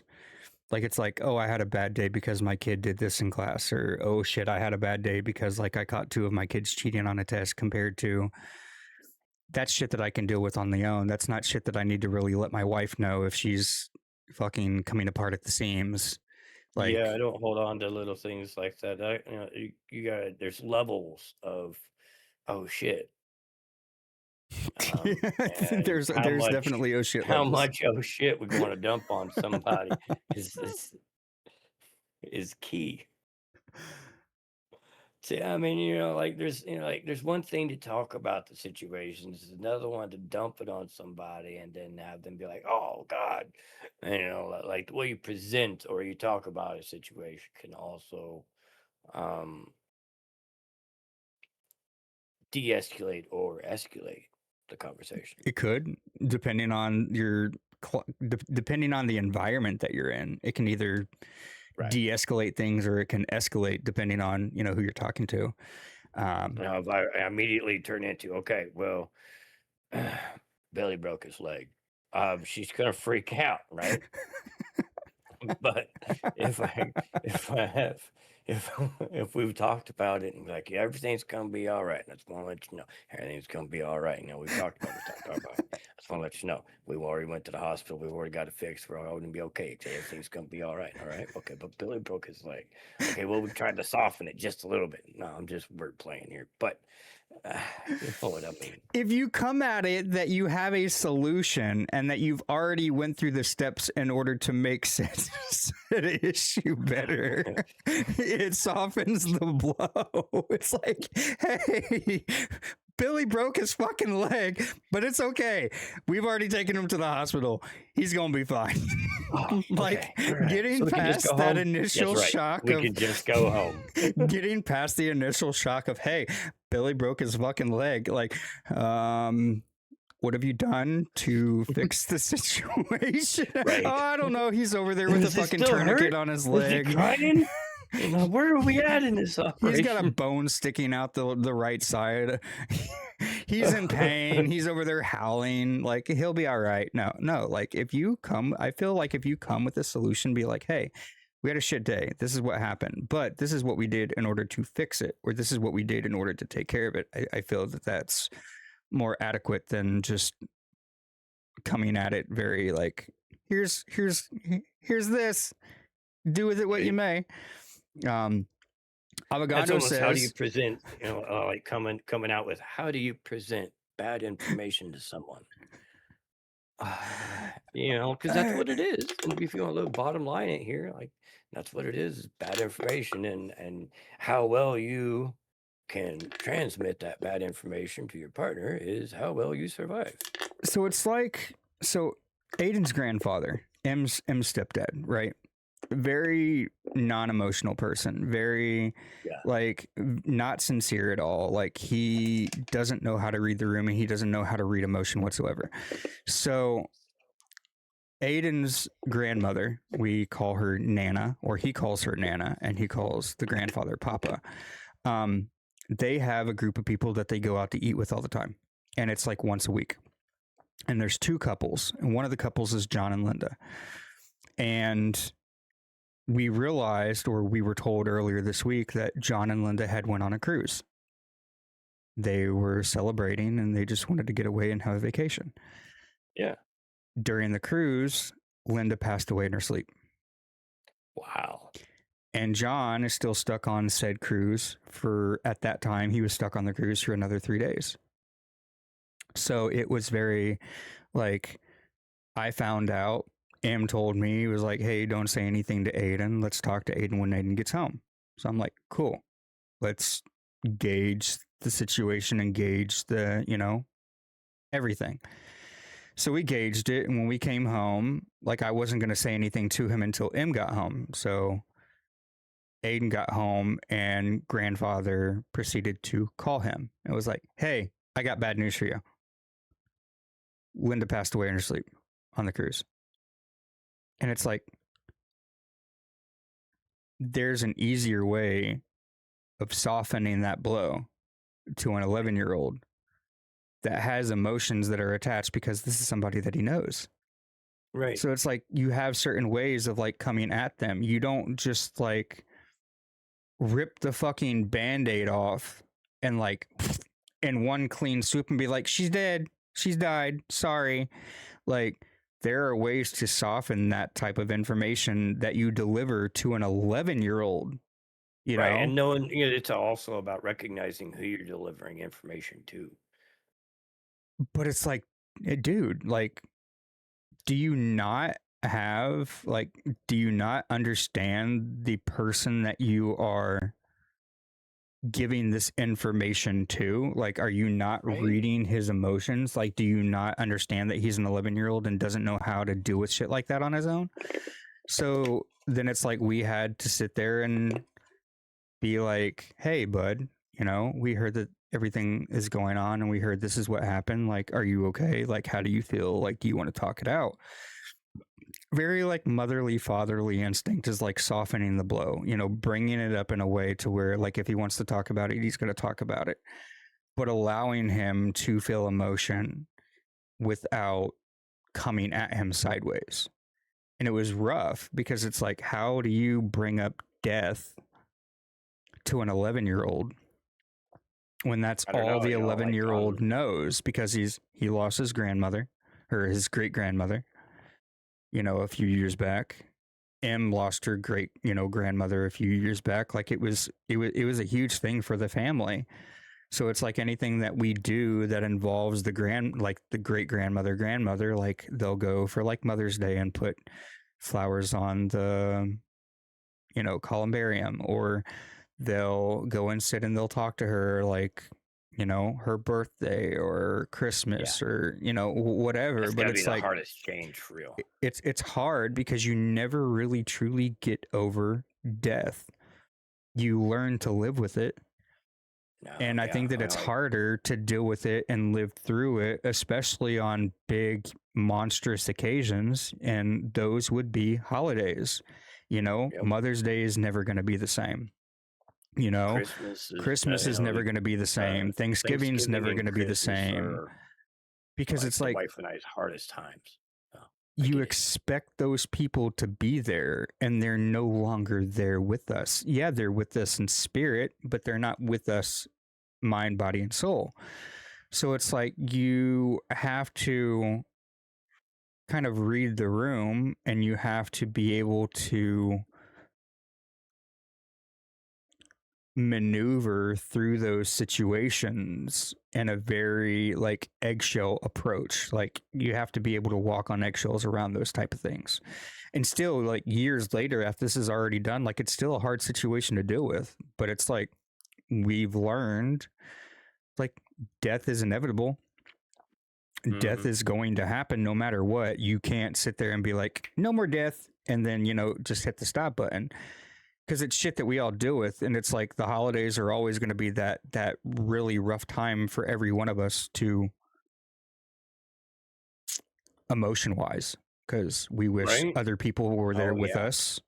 We wish that we could talk to those people, and it's like you can talk to them. They're not going to respond, but you can talk to them during your quiet times, your save points, your drive home, your resetting points, you know, and that's kind of where all those things kind of play into another.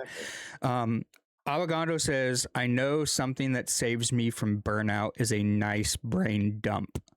I know my limitation of emotional processing, though, and I can't really do it in my mind.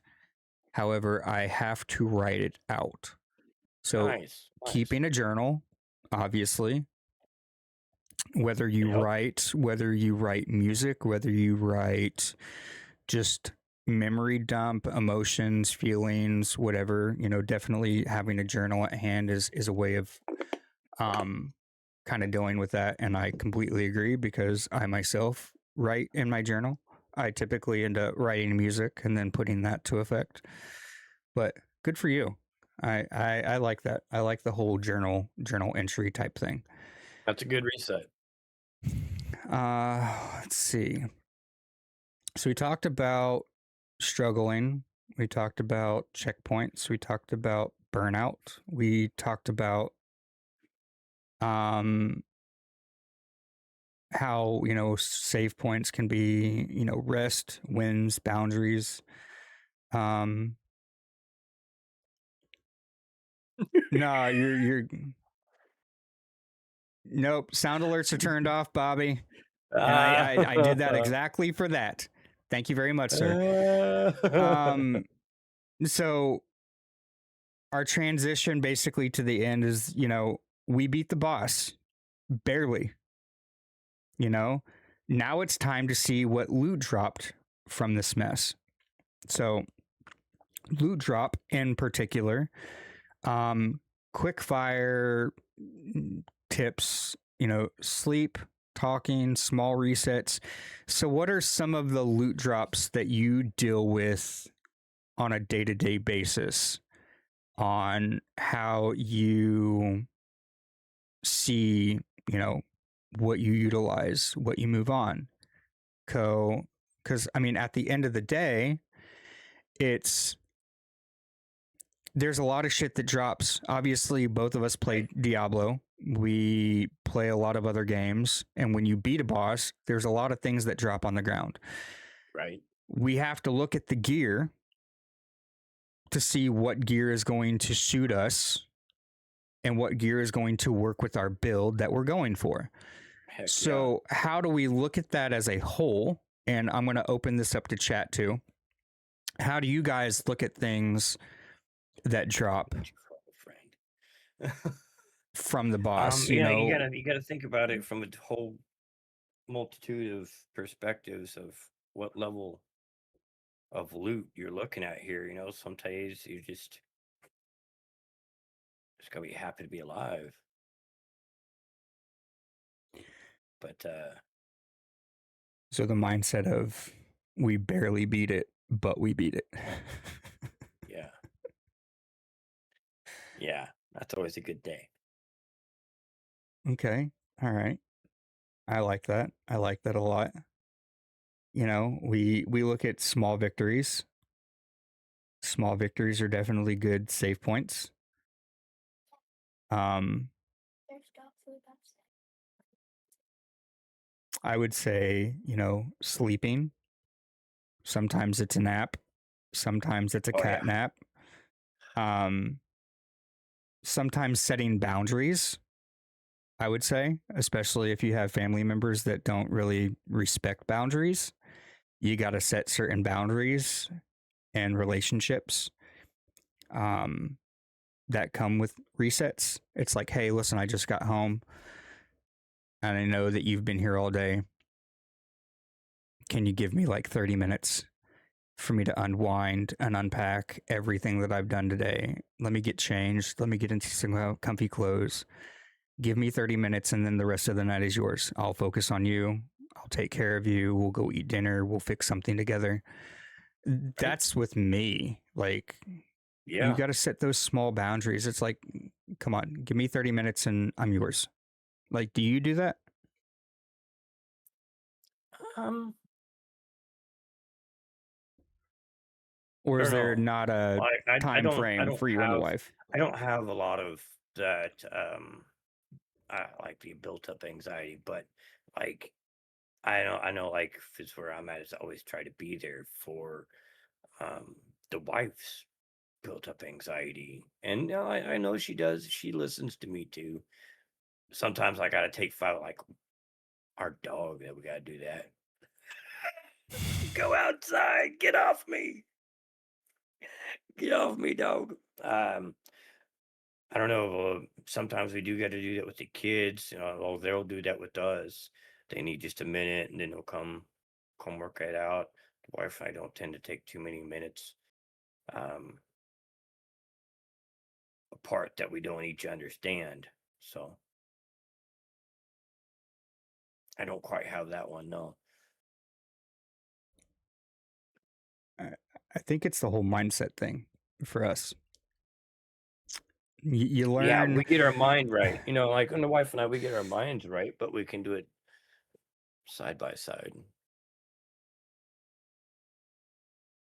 This is an awesome way to look at it. I have been working with AI to analyze my personality to assess my skills and assign them in a way that is geared more towards gaming.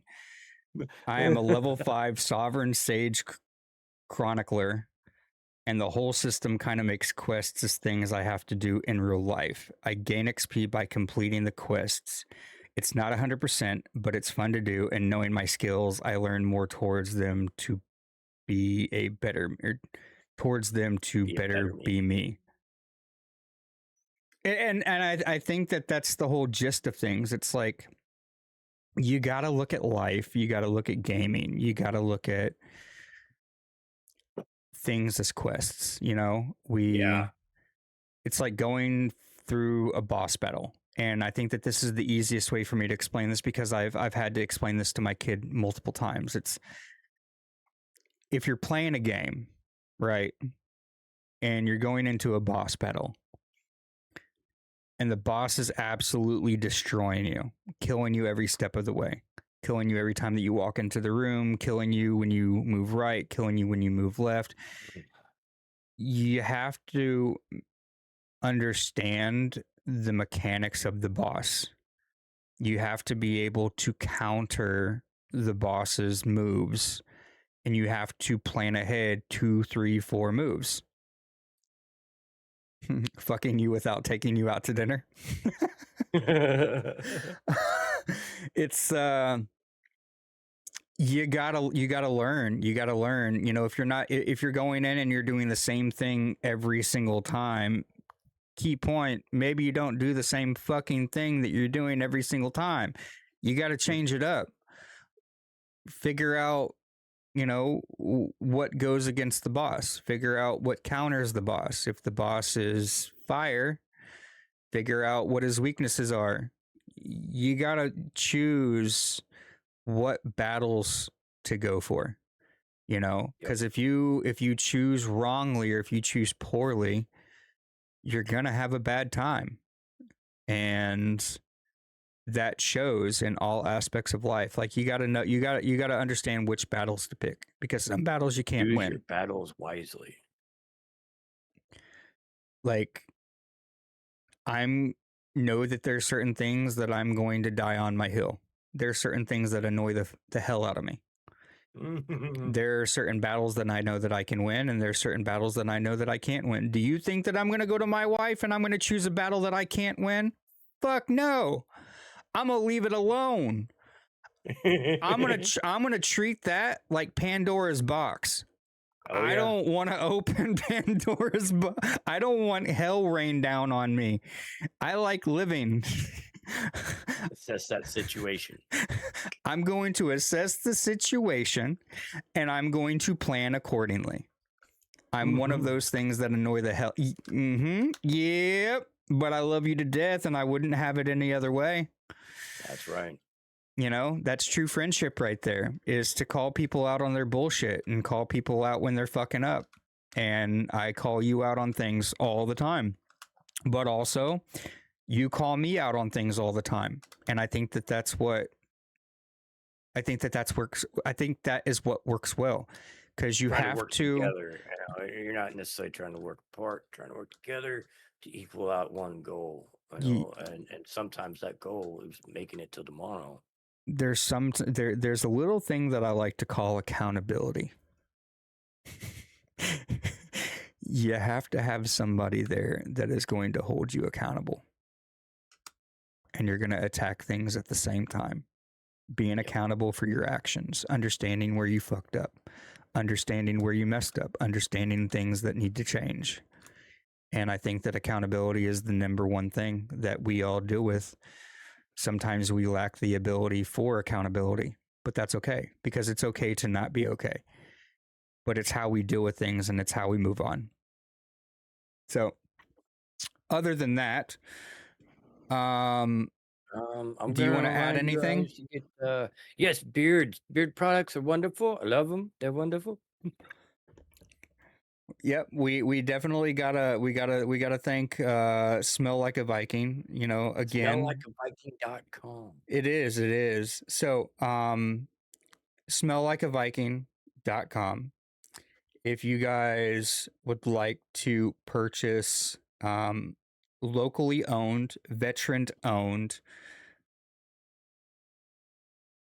beard care products that don't go bad, that Well, it's aren't local for the it's local to Florida. Floridian.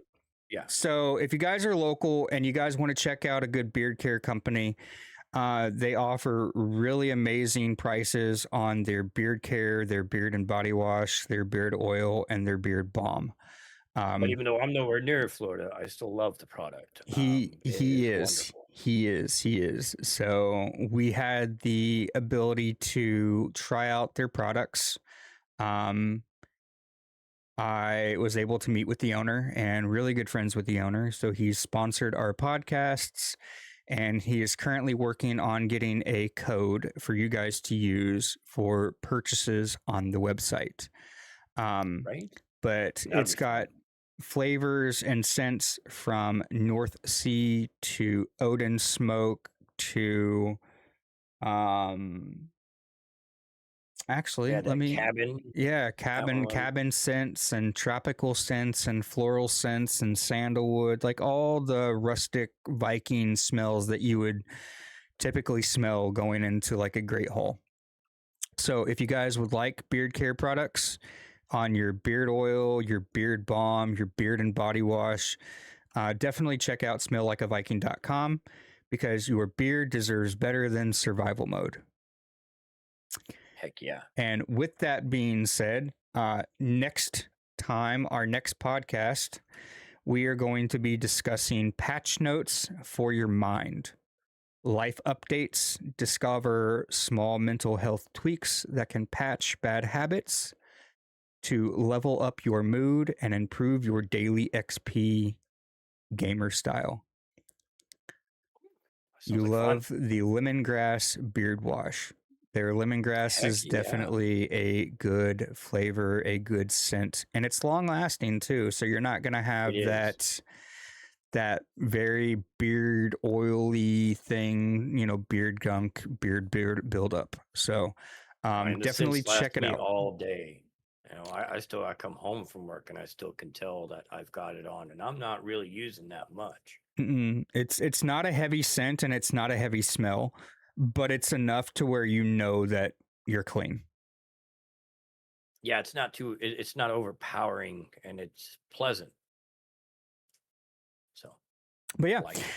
So, like I said, next time we're going to be talking about the patch notes for your mind. Concept is going to be life updates discussing how small mental health tweaks can patch bad habits and improve your daily XP, all with gamer humor and real talk. So, again, like we both said at the beginning, and I want to reiterate this, guys, we are not therapists.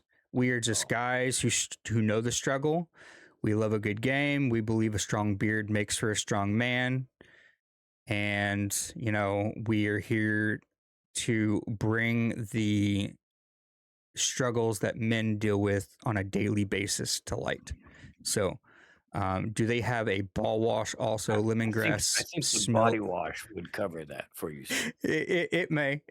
It's body wash, so it definitely will cover your balls. But we love you guys. We thank you guys for being here. Until next time, I am the Bearded Viking. My co-host, we have Monkey Lump. But from our family to yours, we love you. We appreciate you guys being here. Thank you very much for the follows.